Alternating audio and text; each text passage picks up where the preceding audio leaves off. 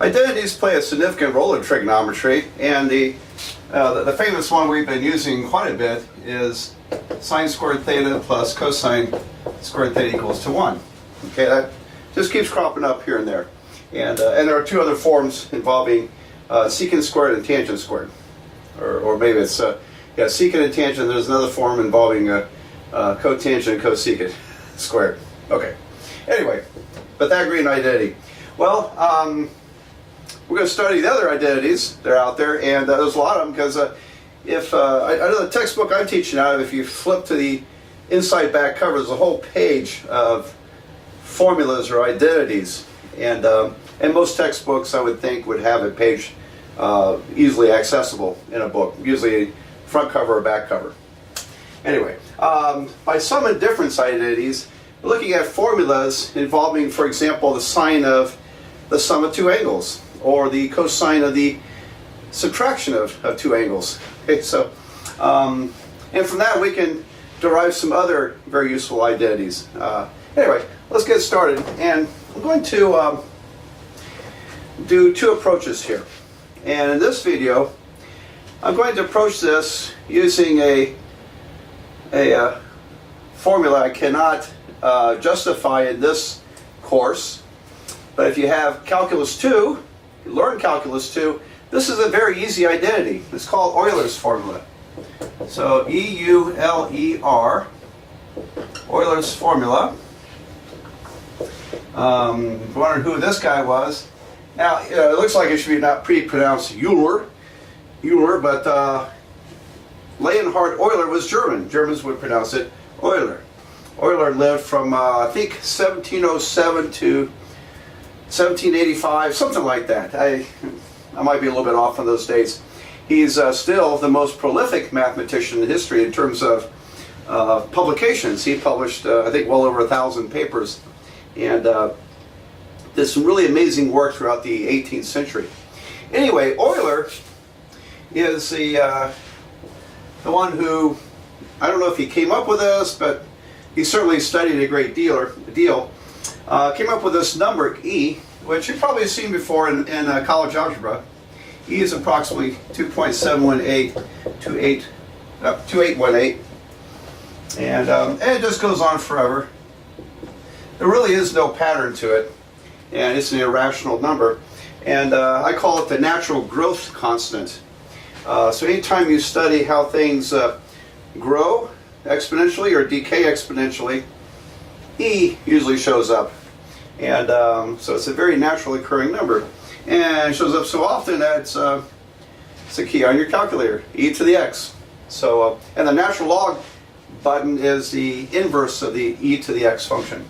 All right, so Euler immodestly named it E for Euler, and but who can blame him?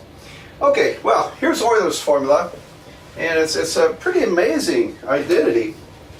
E to the I theta equals to the cosine of theta plus I times the sine of theta. Look at that. Okay, so Euler was able to prove, and if you take Calculus 2, it's actually very easy to prove this. It's not hard to see where this comes from. So you're not too far removed from understanding why something like this works.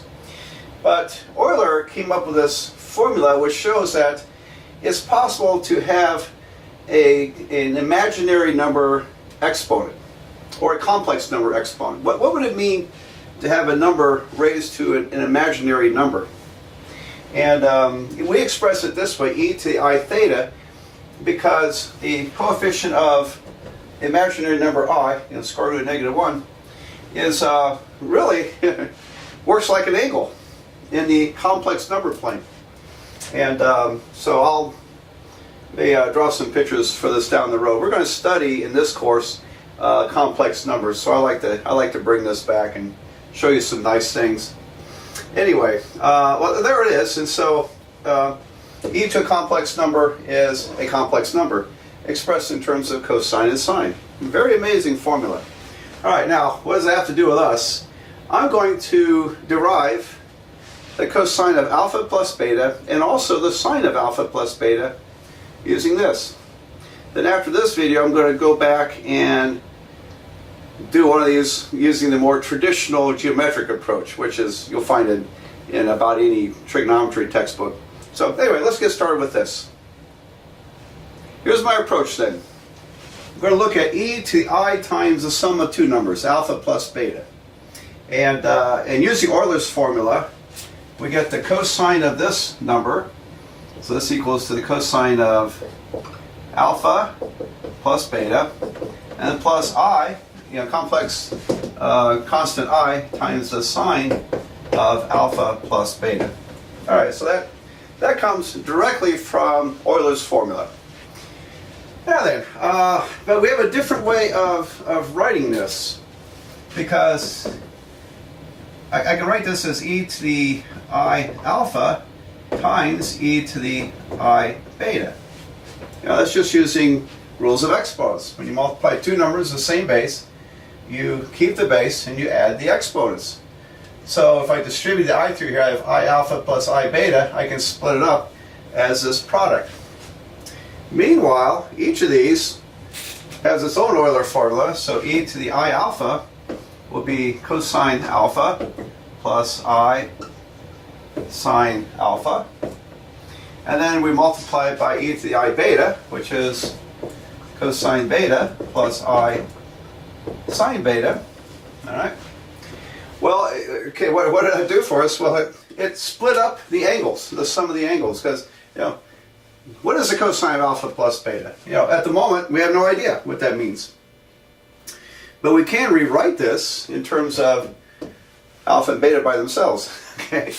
Now, what's next? Well, let's multiply all this mess out. So I'm going to FOIL it out. So cosine alpha, cosine beta, plus I cosine alpha sine beta. That's the outer terms. The inner terms are plus I sine alpha cosine beta. And finally, the last terms, multiply these last two terms together, get I squared plus I squared sine alpha sine beta. There we go. Great. Well,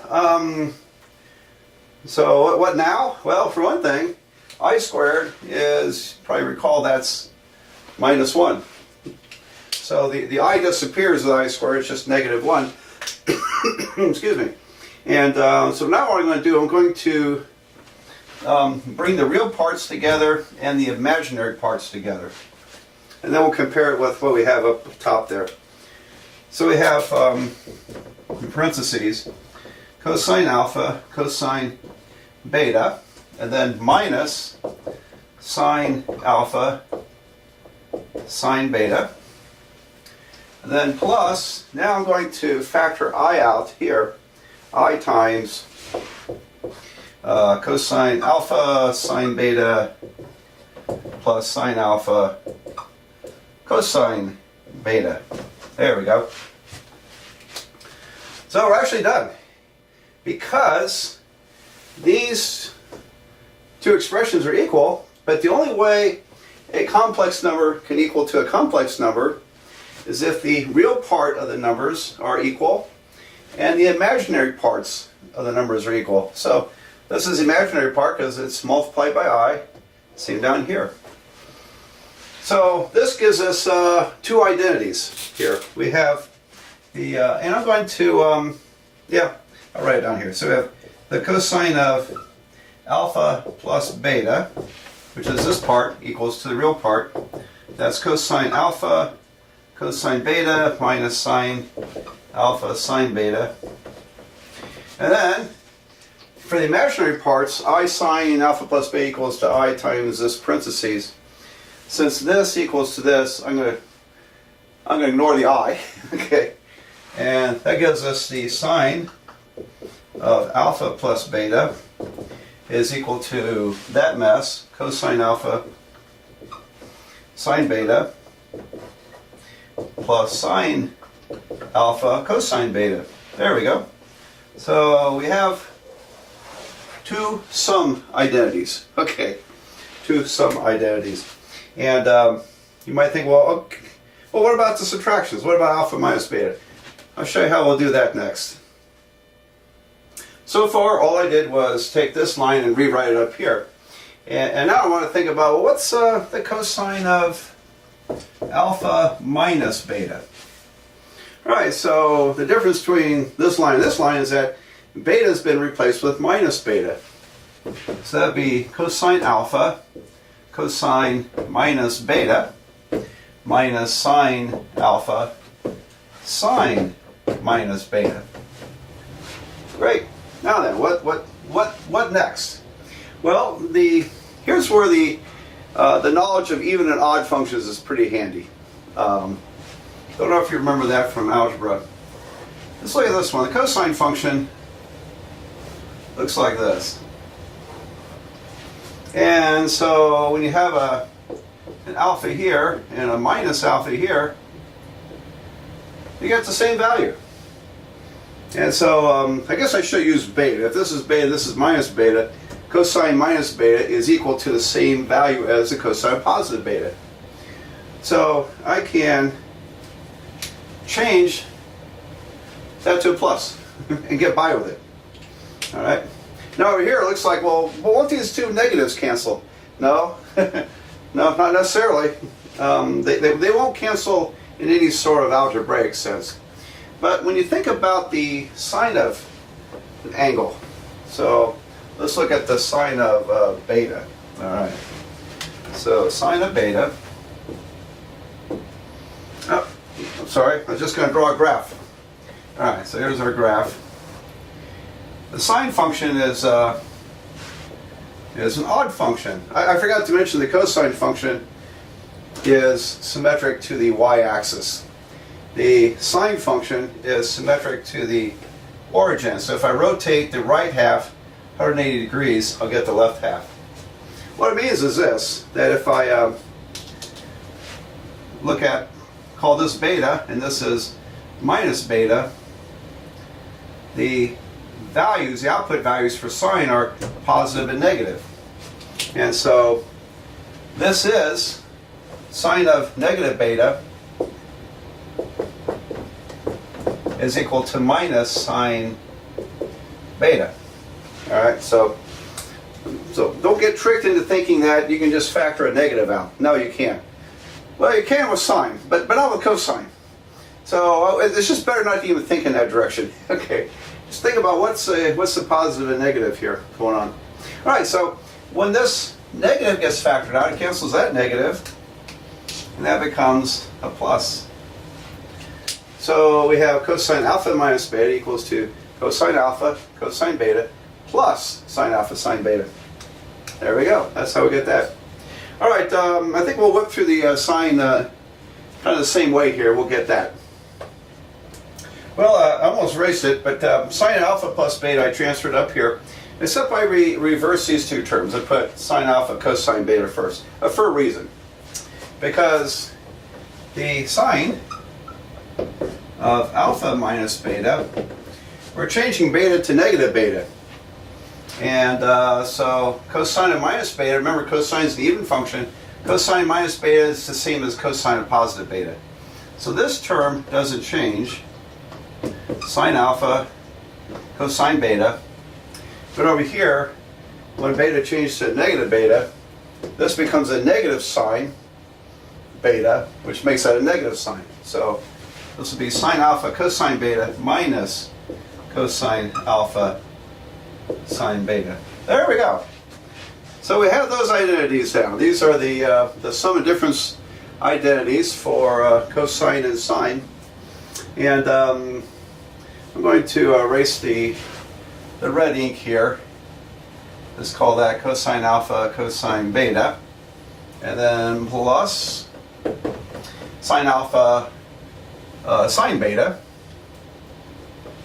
There we go. Oh, now, when I learned this stuff, you're expected to memorize it.